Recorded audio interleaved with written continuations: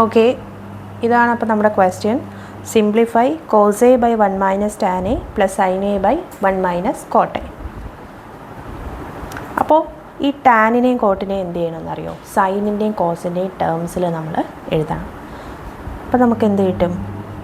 Cos A by 1 minus sign A by cos A എന്ന് കിട്ടും, plus sign A by 1 minus കോട്ടിനെ നമ്മൾ സൈനിൻ്റെയും കോസിൻ്റെയും ടേംസിൽ എഴുതുമ്പോൾ cos A by sine A എന്ന് കിട്ടും. ഓക്കെ, ഇനി ഇതിനെങ്ങനെ എഴുതാം? Cos A by cos A minus sine A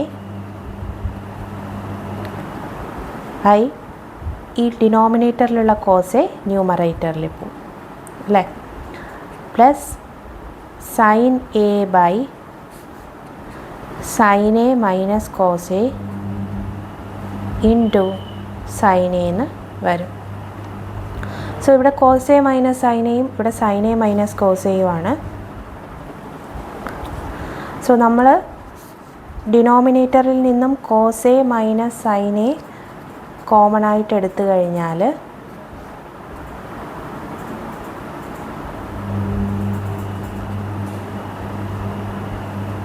cos square A minus sign square A എന്ന് വരും.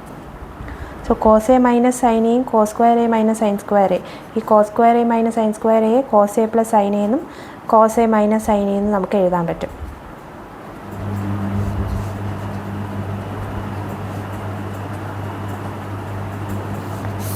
സോ താഴത്തെ cos A minus sine A ആയിട്ട് ഇത് കട്ട് ചെയ്ത് പോവും. സോ നമുക്ക് ആൻസർ എന്തെന്ന് കിട്ടും? Cos A plus sign A എന്ന് കിട്ടും.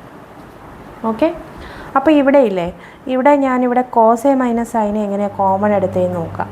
അതായത് രണ്ടാമത്തെ ടേമിൽ താഴെ sin A minus cos A എന്നുള്ളതാണ്. അപ്പോൾ ഈ ഒരു ടേമിനെ നമുക്ക് എങ്ങനെ എഴുതാം? സൈൻ സ്ക്വയർ എ ഉണ്ട്, താഴെ നമ്മൾ cos A minus sign A എഴുതുമ്പോൾ ഒരു മൈനസ് പുറത്ത് വരും. ഓക്കെ, ഒരു മൈനസ് പുറത്ത് വരും. സോ അങ്ങനെയാണ് ഇവിടെ cos square A minus sign square A by cos A minus sign A എന്ന് വന്നത്.